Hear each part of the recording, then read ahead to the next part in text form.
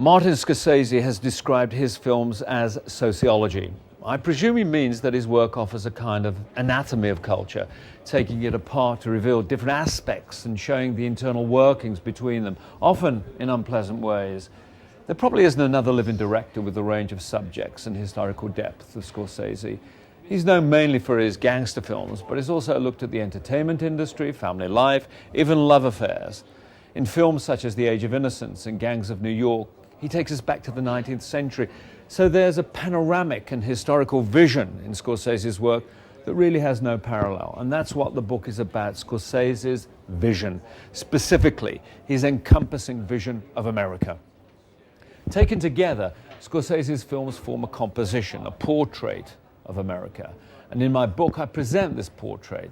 But I don't take a film-by-film approach. I've dealt instead with the Scorsese's oeuvre thematically.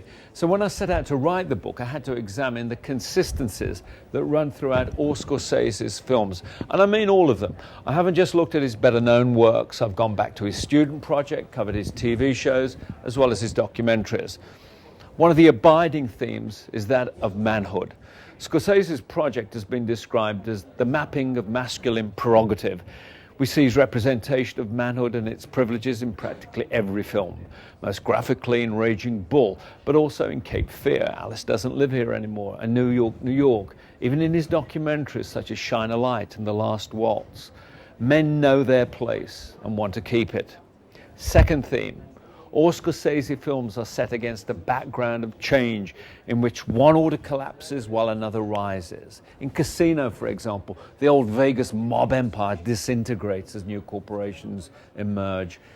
We see it too in The Departed, and perhaps most memorably in Taxi Driver, where the anti-hero Travis Bickle struggles to prevent what he sees as a moral meltdown. But practically every Scorsese film is a case study in cultural change, even his early film, Boxcar Bertha, which considers the effects of the Great Depression. Scorsese's other great theme is success, or more specifically, how it's measured. In America, the preeminent criterion is money. In Goodfellas, The Color of Money, and so many other films, Scorsese takes us into corners of American society, making us eavesdroppers on the private conversations of pool hustlers, corrupt cops, jazz musicians, or mobsters, all in some way chasing the American dream, success, or at least one form of success. Scorsese's films are as much about immersion as exposition. We feel as if we're in America as well as observing it. And it seems a dangerous place sometimes. One of the problems that writers on film face is overanalyzing in a way that detracts from the pleasure of film. My intention is the opposite. I intend to enrich the enjoyment for film audiences and for scholars alike. I've tried to keep the book organic in the sense that it's a natural counterpart to Scorsese's films rather than a separate analysis of them. Scorsese's is an imagined America, but one that seems to ring true. You're always asking, is this a reflection of reality or a reflection of Scorsese's imagination?